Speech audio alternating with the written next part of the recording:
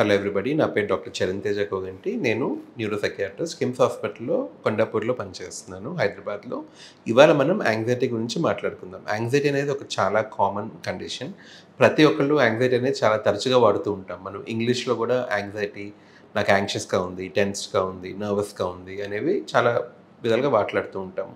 ఎలాంటప్పుడు మనం డాక్టర్‌ని కలవాలి, లేకపోతే ఏది నార్మల్ యాంగ్జైటీ అనేది తెలుసుకుందాం. Firstly moderate amount of anxiety అనేది నార్మల్ అండి. అంటే మధ్య రకంగా వచ్చే యాంగ్జైటీ అనేది సహజంగా అందరికీ వస్తుంది. ఫర్ ఎగ్జాంపుల్, నేను ఇప్పుడు ఒక లిఫ్ట్‌లో బంద్ అయిపోయాను. ఆ లిఫ్ట్ పనిచేయట్లేదు. నా ఫోన్ స్విచ్ ఆఫ్ అయిపోయింది. అప్పుడు ఆందోళన రావటం అనేది సహజం. అది నార్మల్. అది అబ్నార్మల్ కాదు. కానీ నేను అదే లిఫ్ట్‌లో నుంచున్నాను. నా ఫోన్ పనిచేస్తుంది. నాతో పాటు 10 మంది జనం ఉన్నారు. లిఫ్ట్ మ్యాన్ ఉన్నాడు. నాకు నెట్వర్క్ ఉంది. అన్నీ ఉన్నాయి. లిఫ్ట్ ఆగిపోతుందేమో, నాకిప్పుడేమైనా అయిపోతుందేమో, నాకు ప్రాణహాని జరుగుతుందేమో, యాక్సిడెంట్ అవుతుందేమో అనే ఒక ఆలోచన వస్తుంది కదా! దానివల్ల వచ్చే యాంగ్జైటీ అబ్నార్మల్ యాంగ్జైటీ. దాన్ని యాంగ్జైటీ డిసార్డర్ అని కూడా అంటారు. ఇప్పుడు యాంగ్జైటీలు ఎందుకు వస్తూ ఉంటాయి? చాలామందికి బ్రెయిన్ నుంచి ప్రొడ్యూస్ అయ్యే యాంగ్జైటీ హార్మోన్స్ ఎక్కువగా ప్రొడ్యూస్ అవ్వటం వల్ల, లేకపోతే అన్నెసెసరీగా ప్రొడ్యూస్ అవ్వటం వల్ల వస్తుంది. ఫర్ ఎగ్జాంపుల్, ఇప్పుడు ఈ గదిలో ఉండంగా ఒక పాము వచ్చింది. మనం పాము గురించి చిన్నప్పటి నుంచి అదొక పాయిజనస్ యానిమల్, అంటే విషపూరిత యానిమల్ అని చెప్పి మనకి బ్రెయిన్‌లో ఒక స్టోరేజ్ ఉంది. నేను స్నేక్ చూసిన కానీ, స్నేక్ హిస్సింగ్, ఇప్పుడు అనే ఒక సౌండ్ నాకు వినపడినా కానీ వెనకాల నుంచైనా వెంటనే నా బ్రెయిన్ అది రిజిస్టర్ చేసుకుంటుంది. నేను కళ్ళతో చూసినా, స్మెల్ చేసినా, విన్నా, టచ్ అయినా ఏదైనా నాకు వెంటనే బ్రెయిన్‌కి సిగ్నల్స్ వెళ్తాయి. నువ్వు ఆపదలో ఉన్నావు అనే సిగ్నల్ వెళ్తుంది. ఆ సిగ్నల్ వెళ్ళిన వెంటనే నేను ఫ్లైట్ ఆర్ ఫైట్ అంటాం. ఫ్లైట్ ఆర్ ఫైట్ అంటే ఈదర్ దాని నుంచి పారిపోవటమో, లేకపోతే దాన్ని ఎదుర్కొని దాంతో ఫైట్ చేయటమో చేస్తాను. అది నార్మల్‌గా అందరం చేసేదే. మీరు బస్సులో ఉన్నారు. ఎవరన్నా మీతో మిస్‌బిహేవ్ చేయబోతున్నారు. వాళ్ళ ఊపిరి మీకు తగులుతుంది. వాళ్ళ చెయ్యి మిమ్మల్ని టచ్ అవ్వబోతుంది. వెంటనే మీ బ్రెయిన్ మీకు చెప్తుంది, నువ్వు ఆపదలో ఉన్నావు. నిన్నెవరో ఇన్‌అప్రోప్రియేట్‌గా టచ్ చేయబోతున్నారని ఒక సిగ్నల్ వస్తుంది మనకి. వెంటనే మీరు వెనక్కి తిరిగి తనని కొట్టటమో, లేకపోతే వెనక్కి నెట్టేయటమో, లేకపోతే పక్కన వాళ్ళకి కంప్లెయింట్ చేయటమో, వేరే వాళ్ళు హెల్ప్ చేసుకోవడమో చేస్తారు. ఇవన్నీ రైట్ సిగ్నల్స్ ఆఫ్ యాంగ్జైటీ. అందరికీ ఉంటాయి, రావాల్సిందే.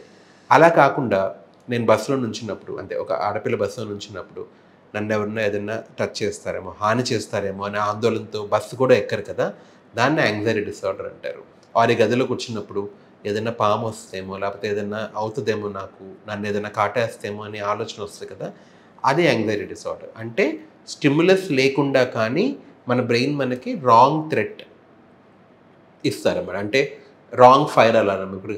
ఇప్పుడు ఫైర్ లేకపోయినా కానీ అలారం మోగిందనుకోండి, దాన్ని రాంగ్ అలారం అంటాం కదా!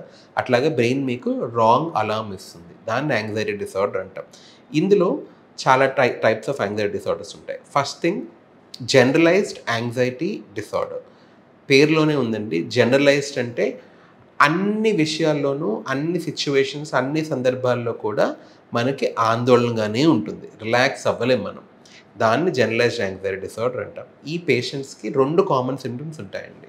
ఒకటి ఓవర్ థింకింగ్. చాలామంది పేషెంట్స్ వస్తారు నా దగ్గరికి ఓవర్ థింకింగ్‌తో. సార్, నాకు ఓవర్ థింకింగ్ ఉంది. ఓవర్ థింకింగ్ అంటే ఏంటి? ఒకే విషయం గురించి ఆలోచిస్తూ ఉంటాను సార్, లేకపోతే అన్ని విషయాల్లో నెగెటివ్‌గానే ఆలోచిస్తూ ఉంటాను అనేది చెప్తారు. అదొకటి. Plus excessive worry. Excessive worry అంటే ఎక్కువగా చింతించటం. అంటే ఇప్పుడు పేపర్ చదివిన వెంటనే ఒక నెగెటివ్ న్యూస్ చూడంగానే రోజు మొత్తం దాని గురించే ఆలోచించటం. మళ్ళీ అలా నాకవుతుందేమో అని భయపడటము. దాన్ని జనరలైజ్డ్ యాంగ్జైటీ డిసార్డర్ అంటాం. సెకండ్ థింగ్ ఏంటంటే social anxiety disorder or social phobia. ఇందులో ఏమవుతుంది? ఒక జనాల్ని చూసినప్పుడు, ఒక గుంపుని చూసినప్పుడు, లేకపోతే కొత్త వాళ్ళతో మాట్లాడుతున్నప్పుడు మనకి చాలా ఆందోళనగా ఉంటుంది. అందుకని మనం ఈ పేషెంట్స్ ఏంటంటే పెళ్ళిళ్ళకి వెళ్ళరు, ఫంక్షన్స్‌కి వెళ్ళరు, బయట రెస్టారెంట్స్‌కి వెళ్ళరు. ఇప్పుడు స్టేజ్ మీద మాట్లాడమంటే మాట్లాడలేరు. ఇప్పుడు నాలాగా కెమెరా పెట్టి మాట్లాడమంటే కూడా మాట్లాడలేరు. ఎందుకంటే వాళ్ళకి చాలా భయం. ఇప్పుడు ఈ వీడియో ఉంది, చాలామంది చూస్తారు. నాకు ప్రాబ్లం లేదు. నచ్చచ్చు, నచ్చకపోవచ్చు. కానీ సోషల్ యాంగ్జైటీ డిసార్డర్ ఉన్న పేషెంట్స్ ఏంటంటే నెగెటివ్‌గానే ఆలోచిస్తారు. ఇప్పుడు నా వీడియో ఎవరికీ నచ్చకపోవచ్చేమో, దాన్ని ట్రోల్ చేస్తారేమో, నెగెటివ్ కమెంట్స్ రాస్తారేమో, నా గురించి చాలా కమెంట్ చేసుకుంటారేమో అనే ఒక నెగెటివ్ థాట్ వస్తూ ఉంటుంది. దానివల్ల ఎక్సెసివ్ యాంగ్జైటీ వచ్చేస్తుంది. దీనివల్ల వీళ్ళు సొసైటీలో కానివ్వండి, రిలేషన్‌షిప్స్‌లో కానివ్వండి, జాబ్ పరంగా కానివ్వండి, అభివృద్ధి చెందలేకపోతారు మోస్ట్‌లీ. ఇది ఒకటి. Third type of anxiety disorder is called as specific phobia. Specific phobia అంటే ఒక్కొక్కరికి ఒక్కొక్క ఫోబియా ఉంటుంది. కొంతమందికి హైట్స్ అంటే చాలా భయం. సో వాళ్ళు ఇల్లు కూడా గ్రౌండ్ ఫ్లోర్‌లోనే కొనుక్కుంటారు. ఆర్ స్టెప్స్ ఎక్కి పై వరకు ఎళ్ళరు. ఏదన్నా హ్మ్, వంత ఎత్తున్న వంతెన ఎక్కాలన్నా కానీ, కొండలు ఎక్కాలన్నా, ట్రిప్స్‌కెళ్ళాలన్నా కానీ, హైట్ అనేది చాలా సివియర్ భయం వాళ్ళకి.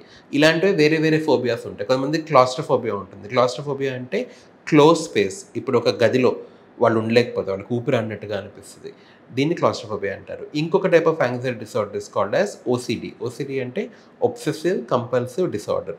ఇది కూడా ఒక టైప్ ఆఫ్ యాంగ్జైటీ డిసార్డరే. ఇందులో ఒకే ఆలోచన పదే పదే రావటం, చేసిన పనే పదే పదే చేయటం.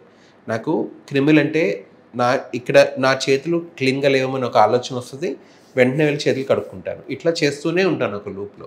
అది కూడా ఒక టైప్ ఆఫ్ యాంగ్జైటీ డిసార్డర్. వీటిని యాంగ్జైటీ డిసార్డర్స్ అంటారు. ఇవి రావటానికి చాలా కారణాలు ఉంటాయి. చాలా మెడికల్ రీజన్స్ ఉంటాయి. హైపర్ థైరాయిడిజం కావచ్చు, వైటమిన్ డెఫిషియన్సీస్ కావచ్చు, కొన్నిసార్లు పీరియడ్ రిలేటెడ్ డిస్టర్బెన్సెస్ కావచ్చు, బీపీ ఉండొచ్చు, లేకపోతే స్మోకింగ్ అలవాటు ఉన్న వాళ్ళకి కానివ్వండి. ఇలా చాలా చాలా లక్షణాలు ఉంటాయి. ఇవన్నీ ఒక డాక్టర్ మీకు ప్రాపర్‌గా థరోగా అసెస్ చేసి, మీ ఫ్యామిలీ హిస్టరీ, జెనెటిక్స్ అన్నీ పరిగణనలో తీసుకొని మీకు కరెక్ట్ ట్రీట్మెంట్ ఇస్తారు. మైల్డ్ యాంగ్జైటీకి మెడిసిన్స్ ఇవ్వరు. చిన్న రిలాక్సేషన్ టెక్నిక్స్ అవన్నీ చెప్తారు. మోడరేట్ ఆర్ సివియర్ యాంగ్జైటీకి మెడిసిన్స్‌తో పాటు మీకు రిలాక్సేషన్ టెక్నిక్స్ కూడా చెప్తారు. Thank you.